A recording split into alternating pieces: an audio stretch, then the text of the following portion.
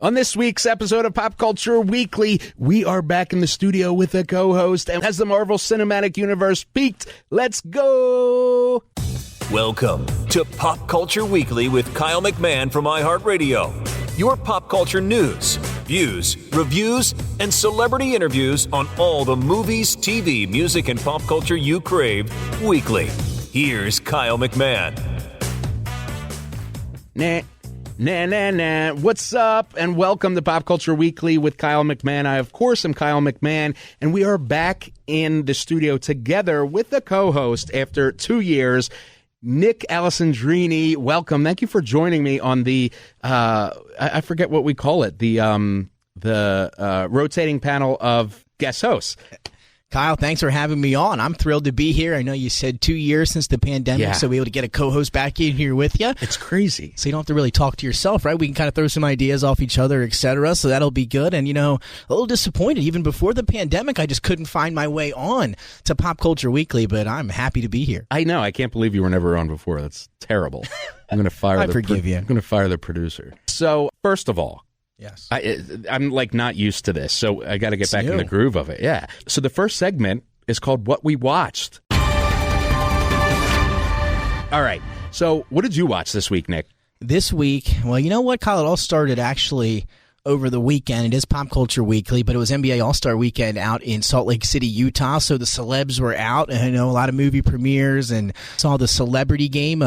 Saw a few celebrities that, you know, showed off some athleticism, others that were just happy to be there for the moment. But it was a fun event, you know, just to check that out, seeing some celebrities that aren't known for their athleticism get out there and put it on full display, because you never know, right? Like, if you're bad, you may not want to go out there and show how bad you really are at something like that. But those guys give all the props to them, because, you know, those guys and girls went out there and they laid it all out on the floor. So that was fun to watch. Anything else you watched this week? Let's see. Oh, we finished up White Lotus Season 2. That is on my list. My girlfriend and I. So, yeah, it was actually another from my dad. My dad, like you, just watches everything under the sun. He was like, hey, check out White Lotus. Aubrey Plaza, the Delaware girl. Yeah. Went to high school at Ursuline. Yeah, I thought she was really good in Season 2. I watched Season 1 not that long ago. So when Season 2 came out, it kind of flowed right into each other. And is it like a mystery? You know or is what, it like Kyle? A drama? What is it? It's a drama. Okay. It's more of like a drama with a little bit of thrill in there. But I'll tell you what, you haven't seen Season 1 yet? No, they're both on my list. Yeah, so go back and watch Season 1. And I watched all of Season 1, and I kind of, it was the thing was, you wanted to watch the next one. It was very entertaining, but at the end of it, if you were to say, Nick, what happened in Season 1 of White Lotus? I would say, Kyle, I don't know. So it's like one of those. I mean, it is interesting. And Season 2, though, a little bit more eventful. It was funny because you would say nothing really happened, but it kept you in each episode. So there was obviously some things going on, just major events there that you were like, whoa, that was like a big part of Season 1. Awesome.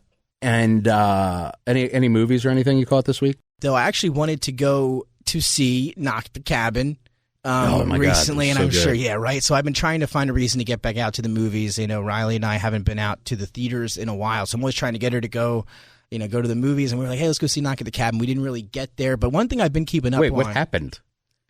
Why we didn't go to the movies? Yeah. We just didn't go. You're like, it's hard when I've you're got like, sports, yeah, we're gonna go, and then we're something always comes up. I've usually got Gotcha. sporting events in the evening, so evenings are tough, and then with work during the regular work hours. So, but I got to get her back out there, soon, especially to the IMAX and see something like that. Yeah. I love Knock at the Cabin was so good. So that's what I want to see. So I saw Werewolf by Night, which I'll talk about. That's a MCU one shot on Disney Plus, and I'll talk about that when we get to our feature presentation later. I also saw Quantumania, Ant-Man and Wasp, Quantumania, which I will also talk about when we get to the feature presentation. Otherwise, I saw the latest episode of Servant, which is my favorite show on right now. I'm obsessed with it. We're getting close to the end. I think that was episode 6, and there's only 10. So it's like, I don't know. Yeah, I'm like so nervous, and it's going to be sad, and it's been a really big part of my life and my career for 4 years. So I don't know what. Bittersweet, right? It is. Yeah. I mean, that's how kind of I felt, and I know it's a little bit different.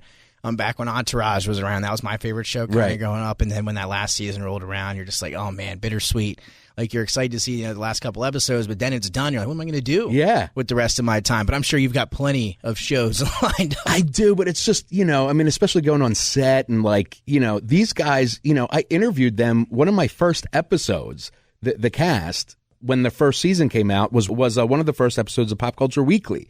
So, it kind of was the start of my show in a lot of ways.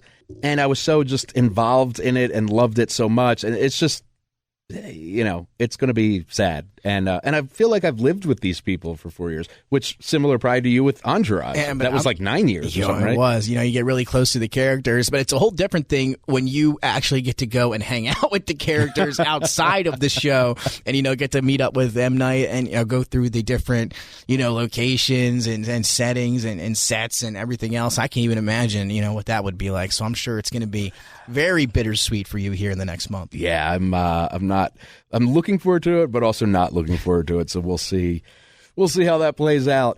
I also started, so there's this show called Twin Peaks, which is from, I want to say 1990. And it's like a weird, my three favorite shows are Lost, The X-Files, and Servant. Lost, I absolutely love. Wow, I haven't heard that being brought up in some time. Yeah. I haven't heard Lost, and my grandmother and a lot of my family watched that religiously when it was open until the very end. They still got the box sets, I think, with the DVDs in them.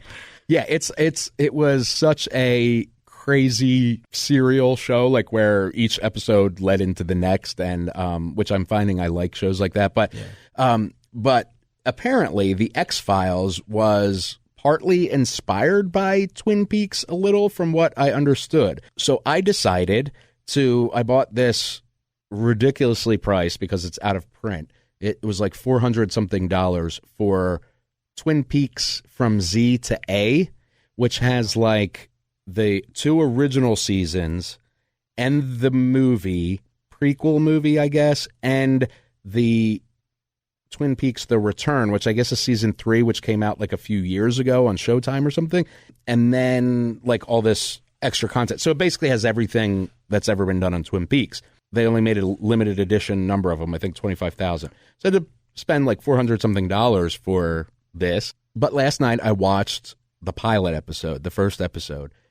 It is so good. Really? It is really good. And there's so many weird characters. Like, everybody in this town is weird. And basically it revolves around who killed this girl, Laura Palmer. And there's plenty of suspects, from her boyfriend to the guy she may or may not have been cheating with, to her best friend, to there's, even people in the town. Like, I can't wait to get to the next episode. So these obviously all flow together, like you said. So is this season 1 all with that subject? Is that how it's going to get? Okay. Exactly. And correct me if I'm wrong on the X-Files. My grandparents, again, my family love the X-Files. They're from the South. They're in Florida. They still watch the X-Files right now down there in Daytona Beach. I'm sure they're watching it as we speak this week. But wasn't the X-Files, wasn't it on an episode-to-episode basis, or was that kind of the same thing? So X-Files was cool because it was mixed. They called it, they had the myth arc episodes, is what the fans called it, which is the mythological arc, meaning the ones that are connected to the overall mythology of the show. Then they had the MOTW episodes, which are Monster of the Week episodes, which are the ones that you could just watch. Just randomly sprinkled in there that are just random. Exactly. Gotcha. Like, if you missed that episode, you didn't miss anything to the overall story. So it was cool that it was a mixture of them, because if you liked the myth arc episodes, they were there every few weeks. If you liked the Monster of the Week episodes, they were there every few weeks. If you, like me, you liked both, you got them all. So which one did you like better? Did you like keeping up with it, or was there maybe one or two of the, ones of the week that you were like, whoa, those really stood out as individually great episodes? Yeah, there were a lot of great Monster of the Week episodes. And then the myth arc episodes were awesome because there was this whole mythology behind the show about this conspiracy from the government and extraterrestrials and like all this crazy stuff. And that's the kind of stuff that stands out to me when thinking back on the X-Files. Like you said, wondering as a kid, like, you'd be on the TV, like, what are you guys watching in here? And then you'd be like, whoa, what was that? You're like, what is this show? Well, yeah, I agree with you there. It's had some crazy storylines over the years. And again, still one of the most popular shows probably out there. Yeah, ever. And, it was awesome. I loved, a few years ago, they brought it back. That's right. With the original cast and everything. And it was so cool to see these characters that I literally grew up with taking on today's world. You know what I mean? Because they had cell phones and stuff like on the original show. But like everything that was kind of unique and high tech there is like in the newer seasons, today, 20 years later or whatever it was, are like, oh yeah, everybody just has a cell phone. Obsolete. Exactly. Yeah. But anyway, yeah. So I watched Twin Peaks. I'm really excited to get in. In fact, like last night, it was like 2:00 in the morning, and I'm a night owl, so normally that wouldn't be a problem. But we had a in-person meeting today, which we never had. So I had to like get dressed and showered and all to come into the station. And so instead of like continuing to binge, I was like, no, Kyle, you can do this second episode tomorrow night. Go to sleep. Like be an adult. So that's what I did. I went to sleep, and I can't wait to jump into Twin Peaks episode 2. So that is what I watched this week. Now let's get into what's out this week.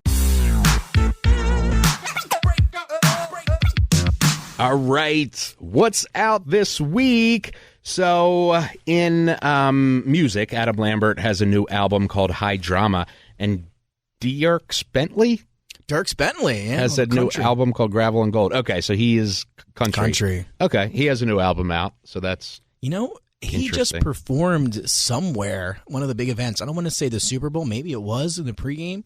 I just saw somebody posted on Facebook or some social media that I'm at the Dierks Bentley concert before the game, so he must have been doing something recently. But yeah, it's his time to shine, I guess. New album coming out, he's making some appearances. Yeah, and doing that promo. That's right. Work for those sales, boy. Or man, I don't know who he is, but I'm sure he's whatever. In any event, so movies, there's nothing really big coming out on streaming this week, but in the movie theaters, Cocaine Bear and Jesus Revolution. So Cocaine Bear, highly anticipated. Yes. Actually, let's start with Jesus Revolution because I think it's going to be more interesting on Cocaine Bear.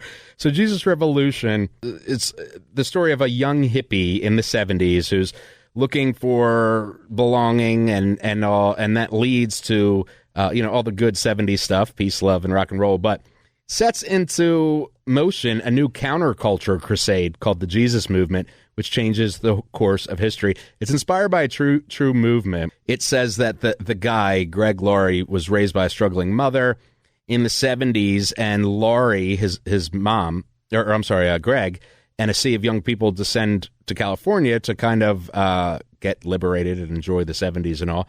He ends up meeting this hippie preacher and bring him into his church, and then blah, blah, blah. I can't tell if this is a Jesus movie, like one of those Christian films that's like made for like $17 and, they don't say bad words like sex or things, or if this is a spoof of that. I'm not sure. The whole time you were describing, I know we talked a little bit before we went on the air. I've been trying to figure it out myself. I've been up and down reading, overviews, what to expect, and I can't seem to figure it out. I might take a shot and say, I don't think it's a spoof. I think that it may be a real one, but I don't know. Oh. Again, the last thing, I was actually, I was in Jesus Christ Superstar back in the day. The movie? The play. I was going to say, God, you like time travel. Yeah, I should have set that intro differently. But yeah, I played Judas in that growing up as one of the plays that I was in. You were Judas? I was Judas. Wow. I've never seen the movie or show. Or oh, really? So it wasn't like, it really stood out to me in Family Guy. Family Guy did a whole like scene of it in one of their episodes like a while back. And then I remember getting the script and like going through it, and that it was actually a song from The Music Man, the play in the movie with Matthew Broderick. And I was like, oh man, this is like, I was like, they sung this and Peter Griffin sang this song. I was like, I can do this, right? So I tried out, I got the role, and the rest is history. Do you remember the how it goes? Shipoopy, a girl that's hard to get. Shipoopy, something can't win her yet, or something like that. It goes on for a while. There's a big one there. I got the video somewhere. I'll have to clip it and send you the highlights. So that's her name is Shipoopy? No, I think it's just maybe like a term they used to describe some event of going on with something with a woman back then. I'm not sure the specifics. It's been quite a while. But that's when you could take your dame to the corner market and get a soda pop for a nickel. That is right, down in Oklahoma. That's where it took place. We had a Shipoopy. Cocaine Bear. Oh, there we go. Inspired by the 1985 true story. What? It blew my mind when I heard that. So they have been kind of going through these promos and commercials now for a while. They started these, I want to say, like 2 or 3 months ago, but like really small snippets that kind of had you like, what the hell did I just watch? And they just show, the bear with the white all over its nose and its face. I'm going, what the hell is on my TV right now? And the first thing you do when it goes off is, I have to Google that. Yeah. Because what is that? And of course, then you learn about Cocaine Bear. And I'm like, oh, that's an interesting, idea for a movie. Yeah. It's a true story. Right. Yeah, and it is from Elizabeth Banks, who is amazing. Yes, I agree. I mean, she is hysterically funny, and she is, I believe, she's producing it and directing it. Wow. And so just from that, it's going to be good. It's got a great cast: Kerry Russell, Jesse Tyler Ferguson, O'Shea Jackson Jr., Ray Liotta. R.I.P. Which I think it was one of his final performances. That's right, it had to be. Yeah, I mean, it's... Wow, Jesse Tyler Ferguson, I didn't even know he was in it. Yeah. I mean, and he's awesome from, Modern Family. And Elizabeth Banks obviously doing Modern Family with him, so, they have a good relationship. Wait, does she do Modern Family? A bunch of cameos in Modern Family. I never knew that. Yeah, and she's so freaking awesome. I love Elizabeth One of my Banks. favorites. Yeah. She's hysterical. She's beautiful. She's so talented. So that'll be interesting to see that this week, and I'm curious what you guys think. Of course, let us know on social at PopCulturePodCA, or Facebook at Pop Culture Weekly. All that good stuff. I'm at KMac Music on Twitter. What are you at, Nick? Nick _ it should be just Nick Alessandrini on Twitter. It's way too long for you guys all at home. I'll put the work on link in the show notes. All right, next up. Hot topics. All right, so everybody's talking about Hogwarts Legacy, and I'm a huge Harry Potter fan, and I'm obsessed with Harry Potter, and I bought the game, of course. I just haven't had time to play it. Have you played it? I haven't played it. I can't wait to play it either. Again, I've been hearing great things all week. The build up, and you can hear it on the commercial. It's years in the making. Mm-hmm. I myself a big fan of Grand Theft Auto and kind of those freelance games where you can just walk around the entire city of Los Santos and do whatever you want. There's so many things you can get into, and now that's basically the theme here for Harry Potter. Imagine just dropping yourself into Hogwarts and just being able to roam around, do whatever you want. Take on whatever you want. I mean, it just sounds incredible. And now with the technology we have in 2023 and all these new systems, Xbox X and everything else, the graphics, I'm sure, are just phenomenal. I can't wait to go play it myself. I think we're both going to spend a lot of time on that this week. Yeah, I think that's what I'm kind of afraid of. I got addicted to Call of Duty and Fortnite.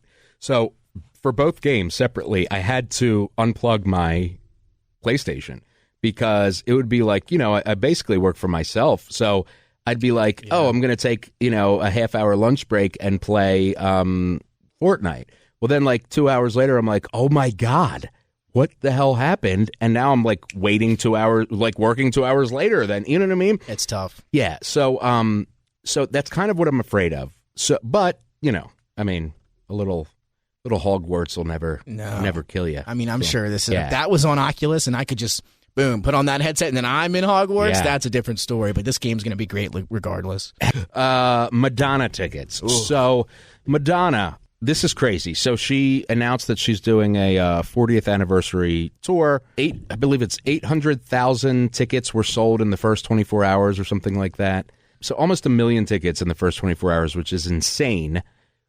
But that triggered, the demand for that triggered Ticketmaster's dynamic pricing, which, as we know, probably where it really blew up was Taylor Swift, which then the whole system went down. And so Madonna, the way they did it was they did a few different on-sale dates to space out that demand. Yet single tickets of the shows that aren't sold out are going for $4,900 a ticket, which is, I've been very involved with Madonna, I've done the tours and all, and there's nobody that puts on a show like her.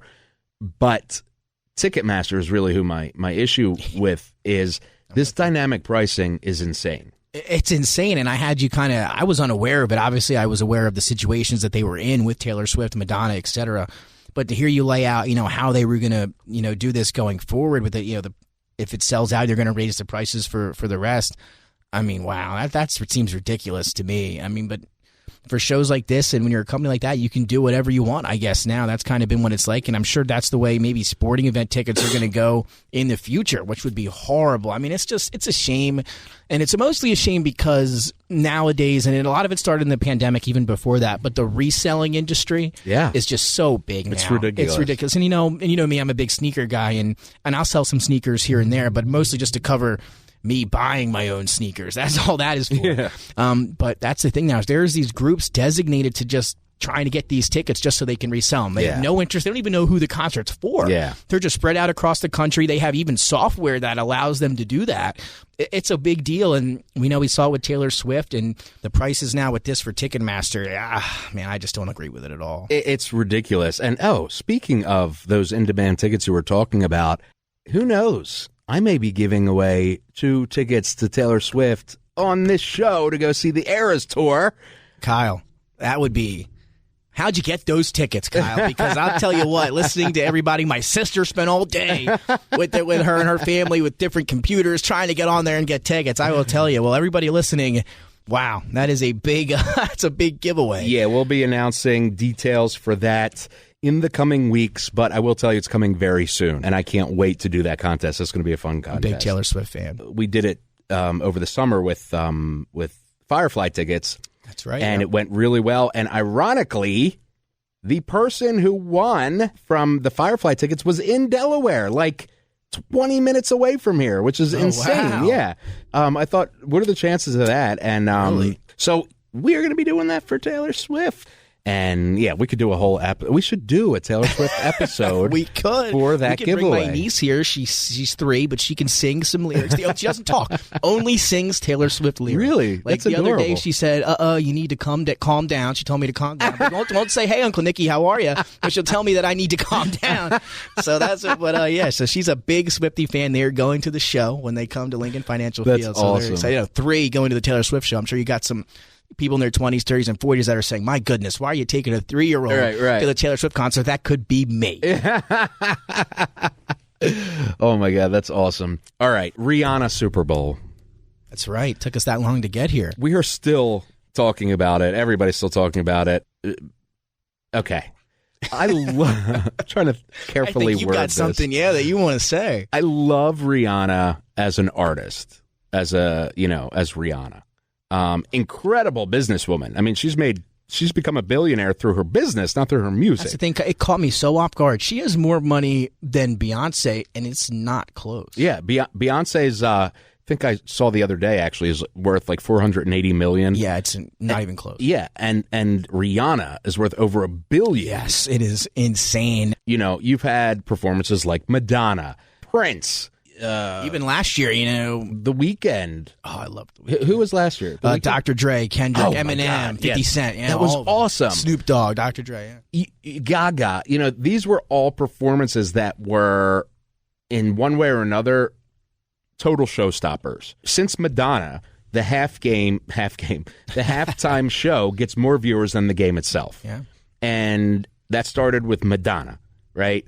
So for the past, 8-10 years or something, it has been the largest television audience in the United States by far. That happens once a year. If you're chosen for that, like Rihanna was, give a performance. People say, oh, she's pregnant. Okay. I don't need you to do jumping jacks, but do more than stand there.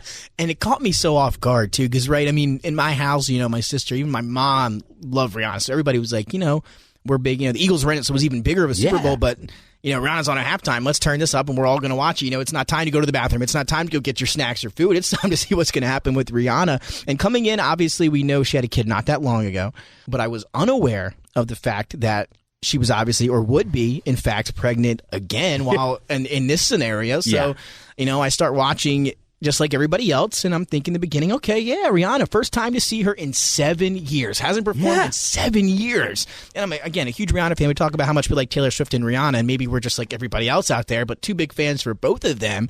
And, I had a whole list of, what's she going to perform? And there's even odds in Vegas on what song she's going to, you can bet on it. What song is she going to perform first, et cetera, like that. So I had high expectations coming in. I won't lie, just because of the arsenal that she would have had for on stage. The movement after the first two songs, because you're just sitting there waiting. You're like, all right, now, didn't move much there on song number one. Something, you're thinking a scene change, like something falls down. She's going to run somewhere, do something.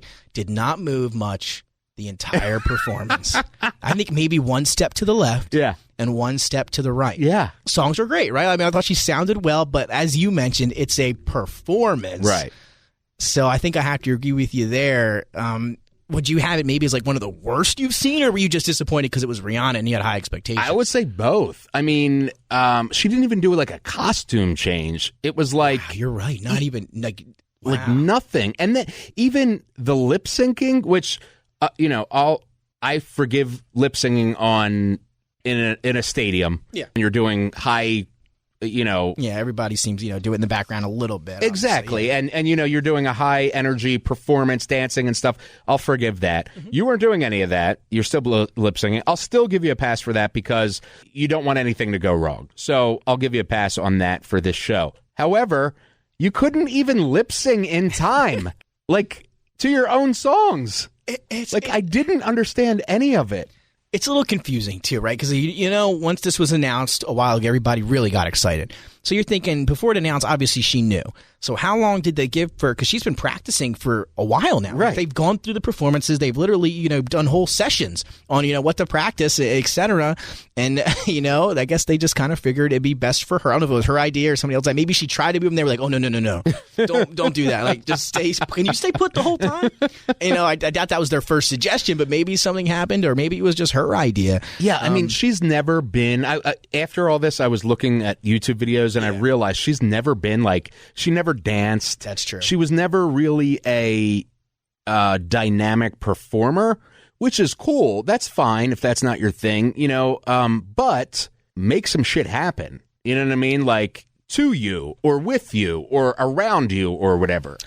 And go ahead, I don't want to cut you off. No, that was it. And I think because they kind of try to play it off a little bit because they had they had her stand up and they put her up on the air. They were like, all right, how can we make her move a little bit without her actually moving? Right. So let's put her on a stage that we can just lift up. And it looks like, she's moving. And then another thing, if you're her, what made her want to do this performance? I mean, I know it's been 7 years. It's obviously the biggest stage ever, but it's not like it's the first time they asked her to the Super Bowl. It had to be multiple times, and she's probably declined, would be my guess. I'm thinking this probably was. I think it probably was her first you think so? Time, being asked. In fact, I was told from a pretty good source that Taylor Swift was actually asked at first this year. But she hasn't done it yet, She has not, but I have a feeling that Taylor wants to wait until she owns all of her albums because she's in the middle of re-recording them all. Yeah. So she's halfway done. So why would you go and promote all these albums you don't own when she could do it in 5 more years when she's done all the re-records and then do it? And again, if you're Rihanna, Taylor Swift, anybody that does the halftime, it's and I read a whole article about this. It's about, like you said, the viewers, the performance. You're not getting paid for this. They don't get paid for doing the halftime show. They actually spend, and it goes back to the weekend, and I was looking at the data there. They spend up to $5 million or more on their own performance. They get nothing out of it. The only thing they get is the publicity and obviously the viewership. Yep. So if you're Taylor Swift, you got a new concert coming around, like you said, the songs, etc. You're like, why do I really have to do this? And then I'm thinking, if you're Rihanna, maybe you just had a kid, the whole ASAP thing, ASAP Rocky thing is going on, the relationship there. He'll with the kids. Maybe she just wanted to get back in the spotlight for a moment. But like I said, it's not like she hasn't been out of the spotlight. Maybe she just missed performing. I'm not sure maybe what the reasoning was behind her finally saying, yeah, I'll do it. The only thing I can think of is that because normally you would release an album or a tour or something around this. Sort. Exactly. This is the time at the Super Bowl to put your tickets on sale for your tour or to release a new album or whatever. And she didn't do either. The only thing I could think of was I have a feeling she was going to tour. But with the baby, that's the only thing that I could think of, that she was going to launch a tour with this and then had to cancel it because of the baby or the pregnancy. I mean, that would make sense, and that'd be a lot of stuff going on behind the scenes that I'm sure that would suck for them, dealing with that. But that's the thing, like you looked at the data, and again, you read some of the articles, And that is exactly the reason why they showed it. And I said the weekend after he did the Super Bowl, and this goes for all the artists, ticket sales rose by almost 100%. Yep. Like, it's crazy the amount of money that they could make just for their tour. And it's strictly from the Super Bowl. That is literally the sole reason. Yep. So I agree with you there. I don't know. I guess that probably had to be it. And like you said, going back to the movement part, like, one, you accepted to do it. Two, you realize you have a kid now. It's not for promo. So you're just going to decide, hey, I'm a woman of my word. Maybe I'm just going to stay with it and do it. But she had to know she wasn't going to move much, right? Like, it's not like she came in and like started moving and was just like, oh, man, I can't do this. Right. Like, she knew. Exactly. So, I mean, maybe she just really wanted to do it still. I don't know. It was so frustrating to me, I also feel like, and I heard, again, from very good source that she was late every single day to her rehearsals, which it almost makes me think, like, are you in it at all? Exactly. You know what I mean? I was kind of getting. Was it like why? What was it? Was it just something to like check off your That's what I'm goals? saying. Like, that's what my whole thing was. Why? Why at this moment? Out of all the moments that you could have had, like you said, maybe she wasn't asked before, and maybe she wasn't. But 7 years since her last performance, just had a baby, pregnant again. I just didn't know why. Yeah. I mean, it's disappointing because again, one of the best female artists that I've ever listened to. Yeah, I mean, I've never heard somebody say they hate Rihanna. No, you're right. Like, I mean, she just has bops, and she doesn't write, her own stuff. She doesn't produce, but like, it doesn't even matter. Just because she delivers it, as I feel like only she could deliver these songs, and so she's just Rihanna, and she does a great job at belting out these freaking bops, but a horrible job at performing them, I guess. So. At least in Super Bowl 57. Yeah. I will say that. Yeah, I agree with you. Yeah. Kind of caught me halfway through. I was like, I'll turn around then and come back and maybe she had to have moved yet right now. Yeah. What a debate it's been, right? Like, that has been a hot debate since the Super Bowl ended. A debate on, oh man, did the Eagles get robbed, et cetera. But also Twitter trending right after that was like, what is going on with Rihanna? I think that's when the pregnancy thing all took off and people, I think, realized it. Exactly. But I still love you, Riri. Absolutely. All right. Next up, and finally, our feature presentation.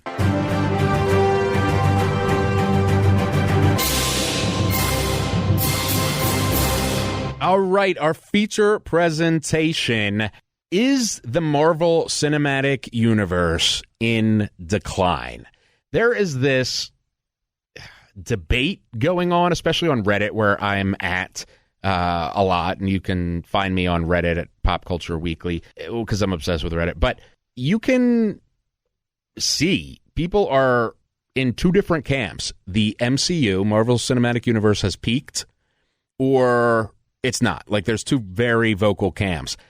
They are saying the MCU has peaked. People are saying that there is a decline in the quality and the box office of the Phase 4 movies, which are all the projects, which are all the projects that came after Endgame, and quality as well. My thing is, box office-wise, all of those movies after Endgame came out during COVID. So Black Widow was available, when it hit theaters, it was also available the same day on Disney+. Much to Scarlett Johansson's dislike. Yeah, exactly.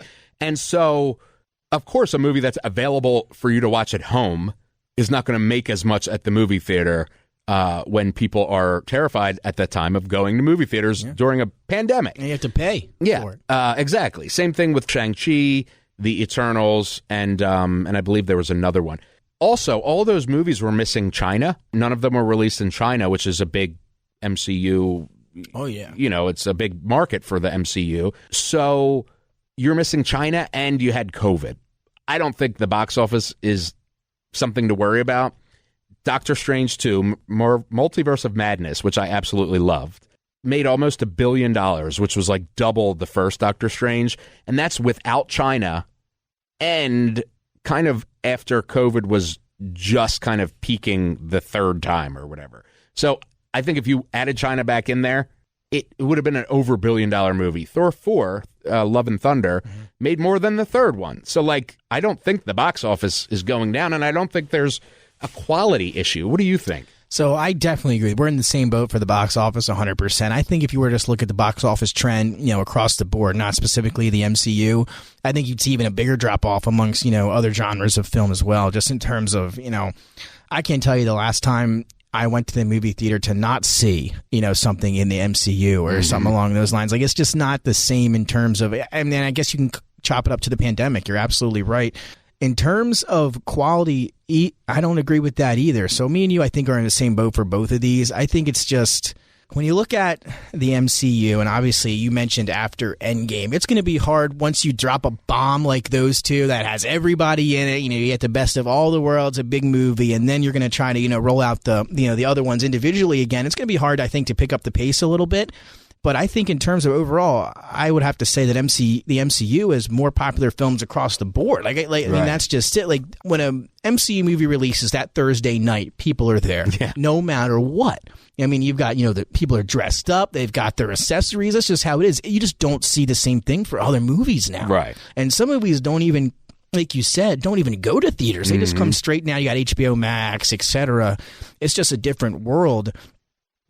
In terms of quality, I'm with you there too. So I just think it depends. We're going to be seeing so much more of these movies as we go on. It all depends on, like you said, the timing, etc. And once they put them all back, they do a little bit of time where they go individual movies right down the road for the next couple of years, and then bang, they're together again. There's a collaboration of some sort, and those were the big ones that people really get excited for. Yeah.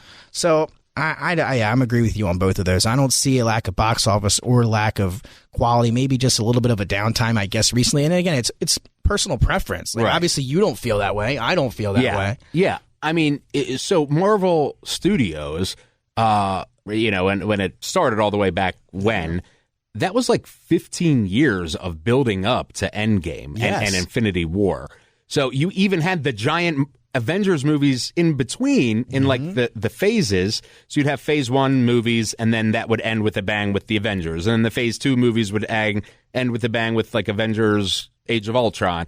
Then the phase 3 movies ended with this gigantic bang of Infinity War, and which was a culmination of all of those first 3 phases. That took 15 years to do. And it's not going to continue to be $3 billion movies when you're starting kind of over again with phase 4. Like, now you're introducing new characters, Shang-Chi and Moon Knight and all these people, where it's going to be a build-up again to something huge, And that's the thing. There are two parts to this. One is the comics, right? Never-ending almost. Like, there are so many storylines and characters.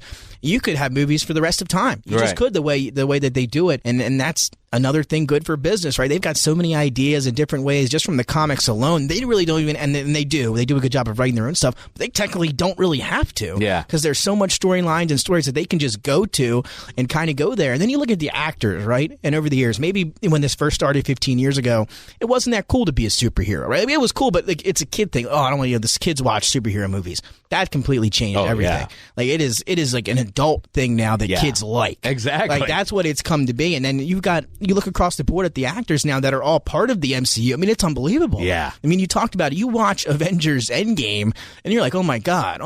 Chris Evans, Tom Holland. Exactly. Robert Downey Jr. Like, oh my goodness, who would have thought 20 years ago you would have this much talent in a superhero franchise? Right. And it's just, every movie has a star-studded cast. And when you have that many stars in a film, odds are it's gonna be pretty good. Yeah, and a lot of these stars were made by Marvel Studios. Yeah. You know what I mean? I mean, from my understanding, Robert Downey Jr.'s career had kind of peaked when the first Iron Man came out. And Iron Man at the time was like a C-level character. You know, he wasn't like Batman or Superman or Wolverine or whatever. Right. And it ended up becoming this huge hit, made him like he was a so big, good at that role, man, wasn't he? Perfect. Oh, but man. it, kind of revitalized his career. Tom Holland, I mean, he was doing like small kind of, he did Billy Elliot. I love that movie, which is like a little.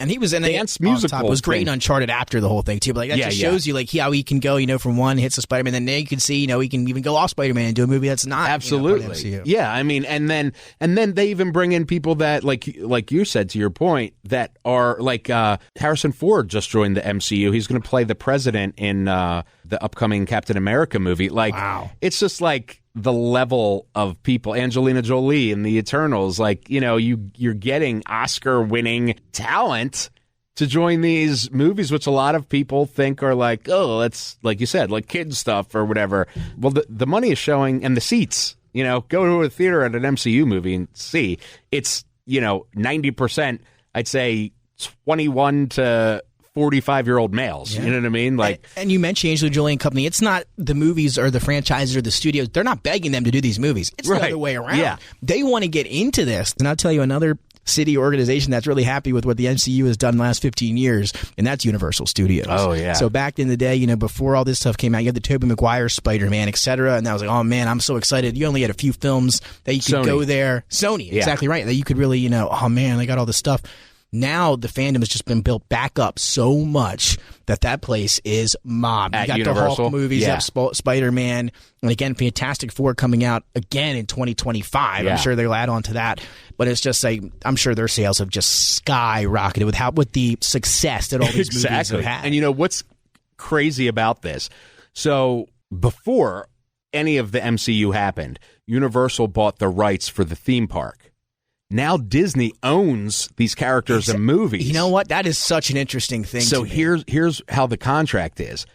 I think it's from the Mississippi River to the east, Universal has the rights to use these Marvel characters for theme parks, and to the Mississippi West, Disney does. So if you go to Disneyland, they have like the Avengers headquarters and all that stuff.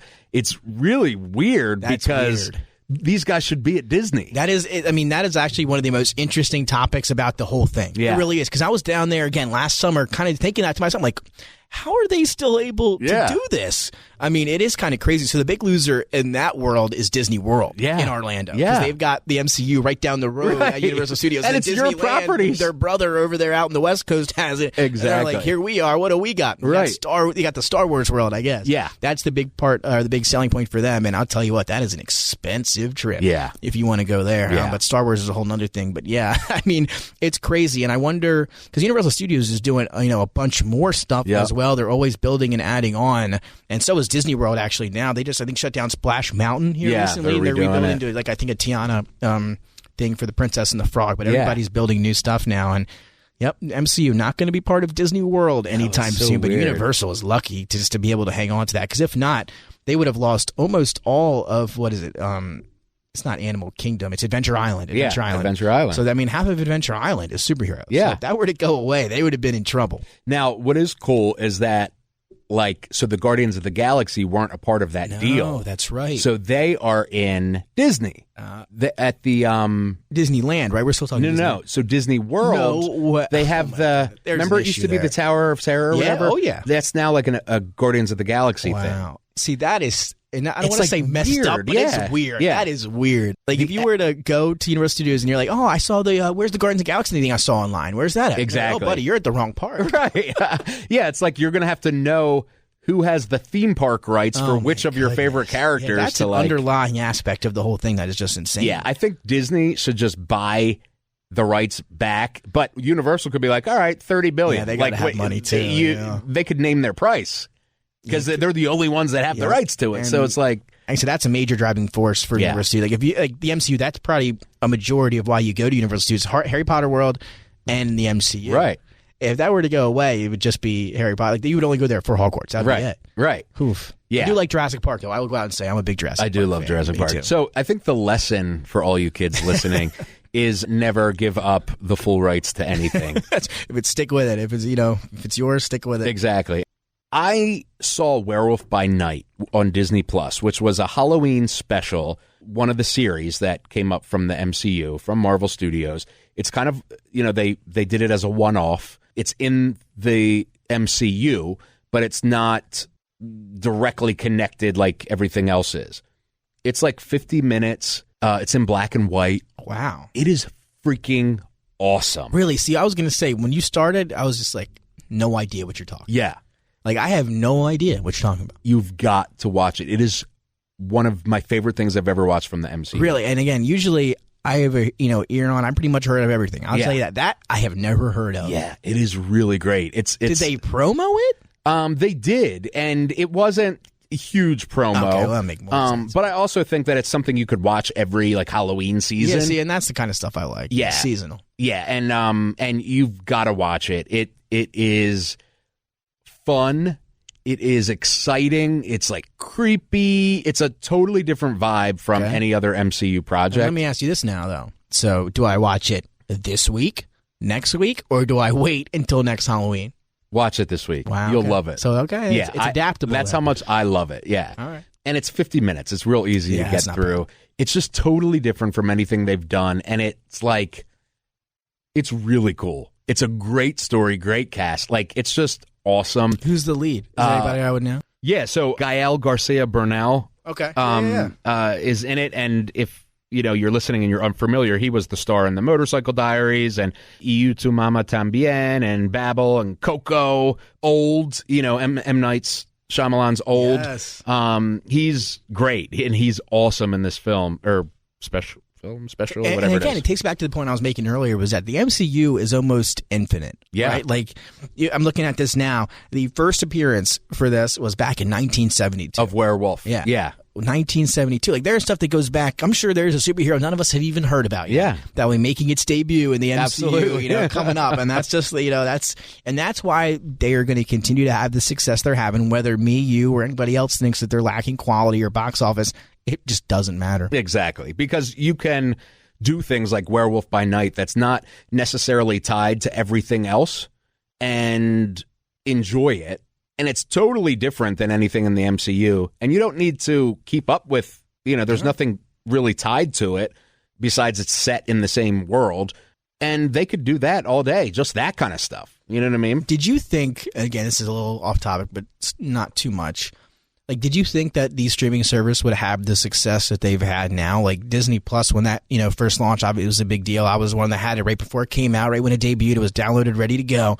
But wow, I mean, they are, I want to say, making tons, just absolutely tons of money, but they're keeping up with the content, like the amount of content that they're able to put on there. Like, if there's one of your favorite Disney movies, whether it's a kid movie, MCU, anything, there's spin-offs of something. Yeah. Oh, like, yeah. My, how big fans we were of Up when I was growing up. Yeah. And then, my niece loves the movie Up, and now she's a huge fan of the Doug days because they did the whole spin-off with the dog that can talk. Right. I mean, it's just, there's an infinite list of things you can get into and watch on these streaming services. I mean, Disney Plus has been a blessing, absolutely.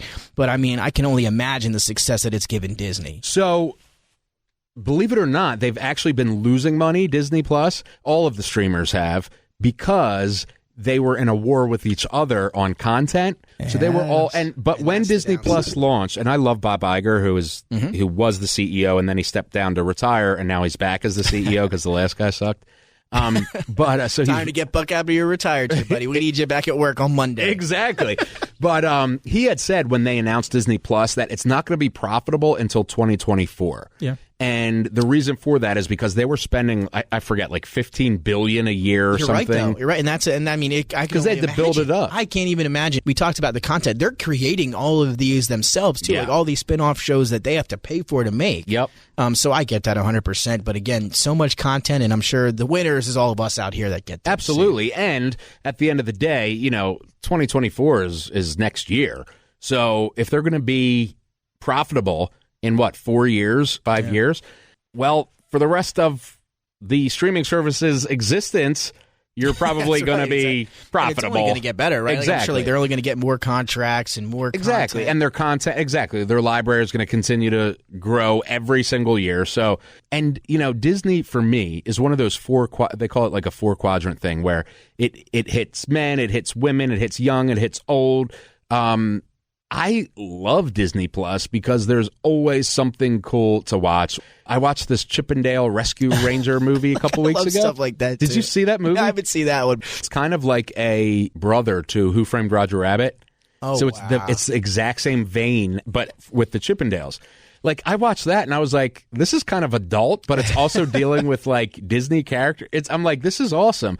Then I can watch my Star Wars, then I can watch my MCU. And that's the thing, Nat Geo has awesome content. It's just like, there's always good stuff for me on Disney Plus. Yeah, I have to agree with you there. So, yeah, I mean, plug. There it is. Plug Yeah, for you. Disney Plus. For the MCU, so besides things like Werewolf by Night, I know you haven't watched any of the series, right? No, I have not. Which is interesting to me because to me it proves that you don't need to keep up with every single piece of content that Marvel Studios releases to still enjoy the films. Yeah, and the best part is also when you hear about a new film or you know one's coming out, the library's right there for you if you want to catch up and you think you might have missed something. And like you said, you really don't have to. Yeah. But if you're like, hey, maybe I want to be extra sure, you know, you want to go back and you can watch it all that night and get ready for it. Yeah, I mean, you could have skipped WandaVision and gone right to Doctor Strange Multiverse of Madness, but if you didn't skip WandaVision, you would have gotten a lot. I think it would have been a more richer story for you. You would have found out why she went the way she did and stuff like that.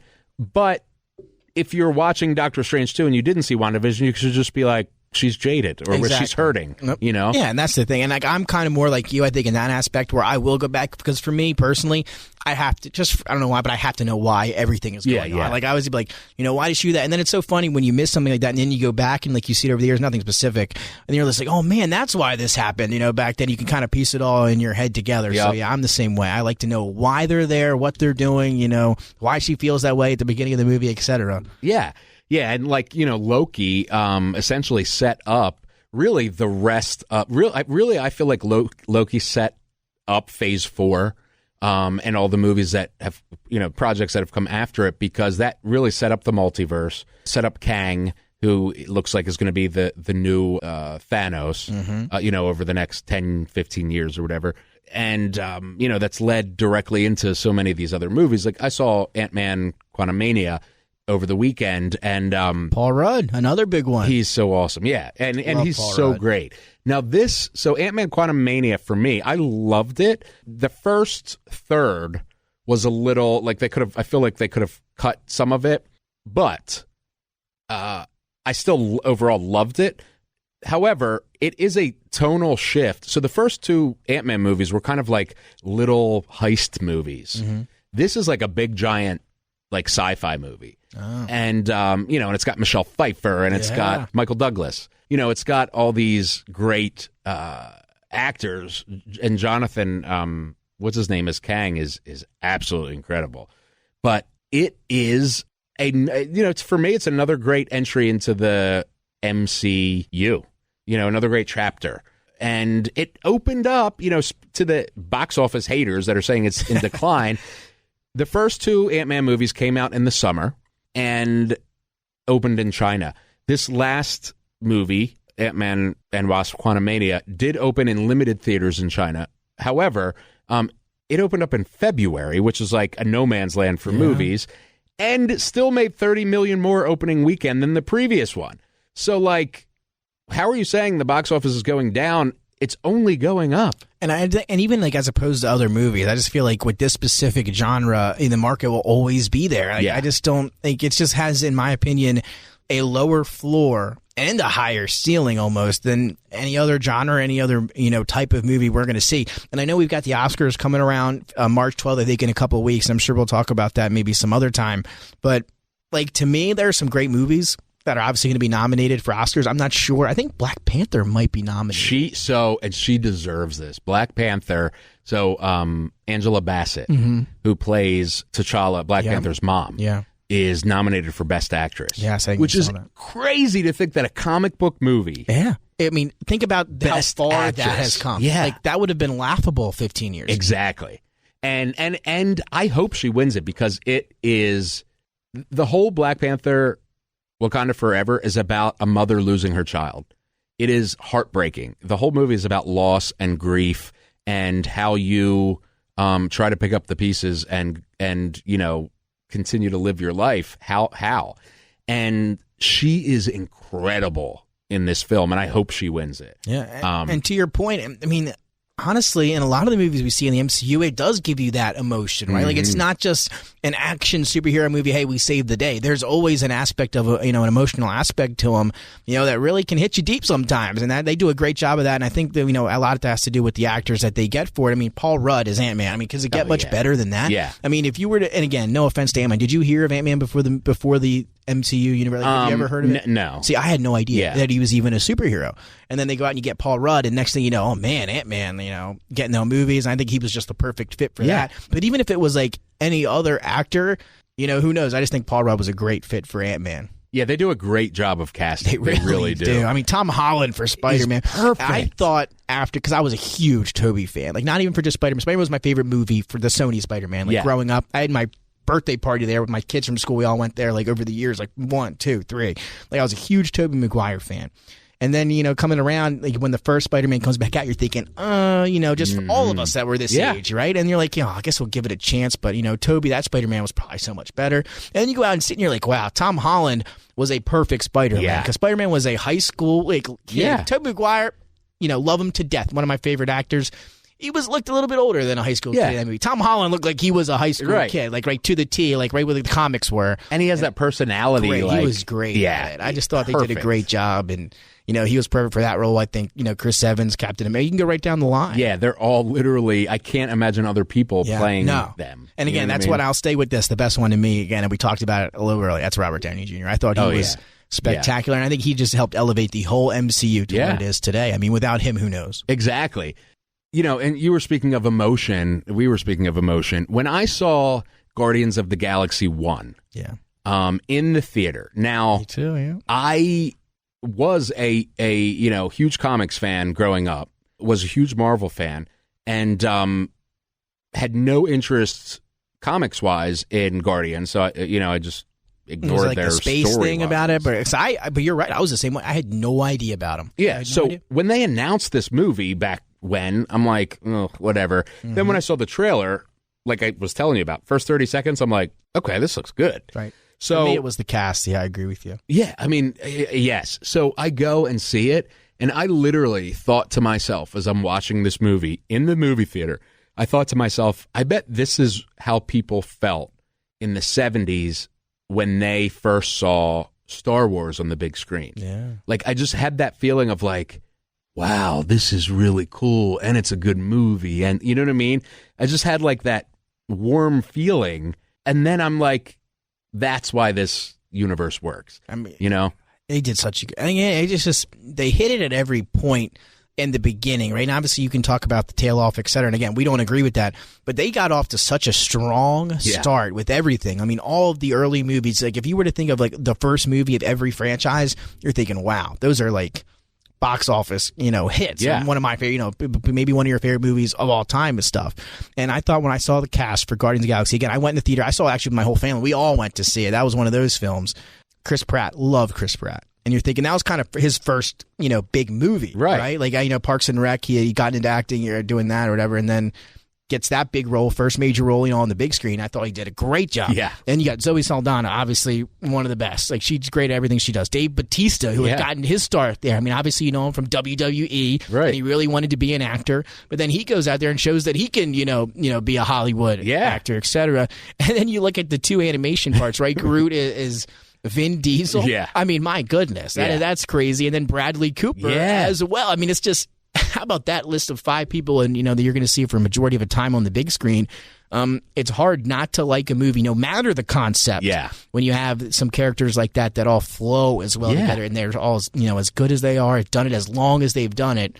They just had a great recipe for success. Exactly. And even the newer characters that they brought in in this Phase 4, Shang-Chi is one of my favorite Marvel MCU movies ever. Yeah. It is so good. Moon Knight. Underratedly too, right? Because that was kind of one that people didn't know a lot about. Yeah, and then it came out during the pandemic. You give it a chance. You just have to go see it. And then, Moon Knight, who obviously made his debut on Disney Plus. Such a crazy character that I had seen in the comics but didn't really know a lot about. And then he has like multiple personality disorder, or I think it's called dissociative identity disorder, and like, it's just, they've all got their own thing, and they do and that's what, Oscar Isaac or whatever. Like, they do. Wow, that's right. Yeah, they do such a good job, not only with the casting, but I just love it. I am a fanboy, and I don't care. Don't care, and I wear that as a badge of honor. And I'm excited to see where, we've now ended Phase 4. I guess Quantumania starts Phase 5. So I'm just excited to see where the MCU goes the next 15 years. Two things for you here. And again, just questions I have for you personally. You see Morbius? Yes. What did you think of Morbius? Okay. So Morbius, or is this a whole other episode? So Morbius, as you know, is a Sony movie. Yes. So it is a Marvel Comics character played, of course, by Jared Leto. Made by Sony. And this has to do kind of with the contract thing we were talking about. Sony was making horrible Marvel movies of the comics that they own. And all the fans were like, Disney, please, Marvel Studios, please, like, do these. So for Spider-Man, Disney was like, you guys can take the money from Spider-Man. We'll make the movie. Give us 25% of what it makes and the merchandising. And that's a big part. You can take the 75% of the box office, which when you're talking about billion-dollar movies is a lot of money. Yeah. But that's how much Disney, I think, Marvel Studios cares about these characters for us, the fans, is they're like, look, you guys have tried a lot. Let us do it now, And but part of that was that they get to use the MCU's Spider-Man in their own Spider-Verse of Sony movies, which have nothing to do with Marvel Studios.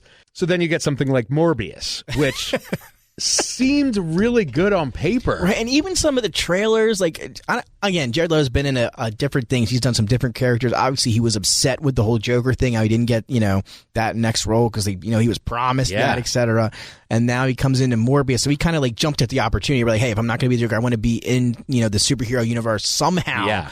And then, I'm thinking maybe I'll watch that film. That was my thought kind of going in, but interesting, right? Yeah. It was very interesting. And then, because it became this huge meme online, Sony ended up not realizing people were making fun of it as a meme. They re-released it, and it did even worse the second time. Oh, man. And it's like, I tell you what, Jared Leto's had I want to say bad luck, too, but... It's not been going well. Yeah, it's not maybe not stick been a good to singing. Yeah, it's not been a couple 30 Seconds to Mars. Years. I will say I'm a big fan of 30 Seconds to Mars. Absolutely, Jared. If you're listening, I'll apologize about the acting comments, but and I'm pretty sure he won an Oscar, didn't he? For he played the junkie or whatever. Yeah, there was one big. You're right. Yeah, it's slipping my head, but you're right. He was in a big movie that really got him some. Yeah. But he's just had a bad streak of bad luck lately. But I just don't. Yeah, Morbius, even Venom. I love the character of Venom. That's another good, like, on the same topic. Oh, my God. Another and Tom Sony Hardy, movie. too, which is, you don't want to say hard to mess up. Yeah. But that's hard to mess up. Yeah. And what was weird for me was, like, I felt like I was watching a movie. And then the sequel, you get Woody Harrelson, too, who's amazing. Yeah, and Carnage. Like, that's what I mean, as Carnage. That was, like, I loved the Spider-Man animated series. That was my favorite show growing up, like, the Amazing Spider-Man series. So they had Carnage, Venom, like, they had all those old villains in it. And when I saw, I said, Venom and Carnage? I was like, and man, Tom that's Hardy a dream as come Venom. true. Exactly. Tom Hardy as Venom. Woody Harrelson as Carnage. Like, what? And it wasn't them. It was the film. Yeah, it was not good. Yeah, I actually walked out of Carnage. Oh at my! the theater. Wow. Yeah, I don't know if you've done that. How many times have you done that? Maybe 3. Wow. I mean, it was bad. And then at the end of Carnage, because I did end up watching the little post, credit scene on YouTube later on. They're kind of hinting that Tom Holland's going to come to the Sony Spider-Verse, which we knew was part of the deal, but I'm just like, please don't ruin him. Like, because on paper, that's a fantastic concept. Yeah. Without seeing those two films, like, hey, we're going to do a film with Tom Holland, Tom Hardy, Woody Harrelson, and Carnage and Venom, you're thinking, oh my God, time and place, that's going to be a box office bash. Yep. But under these circumstances, who knows? But like on paper, that is such a good idea. Yeah. I just think Sony would be better. Like, they've tried a lot. They've tried a lot. But you can't say, and again, back in the day, those original Spider-Man movies are pretty good movies. Yeah, absolutely. So what happened? I feel like, I don't know. I don't really know either. But now they're trying to do a Marvel, so now they're releasing all these movies based on, like, odd Spider-Man characters. So now they have a movie coming out called Madam Web. Seems like a force. Yeah, exactly. And then there's one on Kraven the Hunter, who's Madam Web. So is that about the Madam Web from the comics? Yes. So she was in the Amazing Spider-Man series, where she's like an old lady or something. Yes, yeah, that is a like. You know what, Kyle? Going back, movie, right? I would rather go back and watch the Amazing Spider-Man, which I think is on Disney Plus. Yeah. I think you can watch it on Disney Plus. Shout out Disney Plus. We are open for sponsorships. But I will tell you, that is one of my favorite series. She was in that, and that's why the content is endless, because the comic universe is endless. Exactly. But could you imagine if you were a studio? Mm-hmm. Could you imagine being like, we're going to make a movie all about Madam Web? No, because if you were to do a universal poll or a national poll, at least here in the United States, and you were like, check the box of the characters there would be few boxes next to Madam Web that wouldn't be checked. Exactly. You just hear Web and you're like, Spider-Man? Okay, yeah, I'm in. Right. That's probably what they're thinking. Hey, you hear Web, they're thinking Spider-Man's intertwined in there somewhere. Yep. We can sell that. Yeah, and this is about like an old lady who isn't she blind or something? Yeah, and she I think it's like a time traveling type thing. I think she can like go back or forward into time and like put him in different situations. Gotcha. I guess. Yeah, it's so weird, very weird. And like, why? So they're making a movie on that. They're making a movie on Kraven the Hunter, which seems cool, but like Kraven the Hunter. Have they done that before? I don't think not so. like a real film, not like a animated. live action. Yeah. Another person. So looks like they're taking the Amazing Spider-Man animated series, and looks like they're branching off of that. Yeah. There was another obscure one featuring, and Bad Bunny is going to be in it. Do you know what I'm talking about? Oh, I did hear that. I didn't realize how popular he was. Oh yeah, until insane. recently. Yeah, he is insanely popular. So I think you can do, because he's done a lot of collaborations. He has a deal with Adidas. Yeah. They do the sneakers, the Bad Bunny forums. I mean, he has a bunch of different like deals like that for different brands and stuff like that. So now I heard that they're going to put him in a movie. And I guess their thought process is anything this guy touches turns to gold. Yeah. Let's throw him in here and see what we can get. He was also, I think he played in the NBA All-Star Celebrity Game last year. No athleticism. Oh, I'm sure. Yeah. But again, that's why he's so successful in the studio. So he is going to play El Muerto, who is I'm laughing as you say it. The literal description is a minor Spider-Man character who first appeared in Friendly Neighborhood Spider-Man comic number 6 in 2006. Oh, so that's kind of a late addition to the wow. 2006 comic. That is interesting. He is a luchador, so he's a Latin wrestler. So they're making a movie about a minor character that's a Mexican wrestler. Like, what are they thinking? I don't know what they're thinking. In my opinion, after hearing you read that, I think it might have been his idea because he's a huge wrestling fan. Oh, is he? And he's done WWE. Okay. So he's done that this year, I want to say. He had a role with the WWE. Like, he did the Royal Rumble or something like that. Really? Yeah, like he was in the ring. Like, I know he had done WrestleMania, one of those crazy, pay-per-views.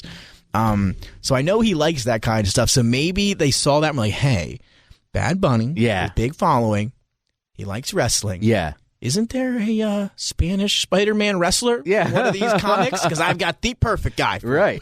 So yeah, we'll see how that it goes. actually could make sense then, especially if he initiated or is passionate about the project. Yeah. He could really make it interesting, I think. Yeah, I agree. And again, he's an interesting guy. I'm not sure how, the acting would be. WWE wasn't bad, I guess. I do remember seeing clips of it. But I'm eager to see him on the big screen. Oh, my God. Okay. Well, that's our take. Let us know what your take is at KMac Music on Instagram and Twitter, at Pop Culture Podcast on Twitter. And we will see you next week. Thank you so much, Nick. Kyle, thanks for having me on. It's been a long time coming. I was thrilled to be here. And if you ever need me back, just let me know. I'm here. Oh, well, what are you doing next week? I'll be here. Okay, awesome. Thanks again, Kyle. I appreciate it. Thank you. Thank you for listening to Pop Culture Weekly. Hear all the latest at popcultureweekly.com.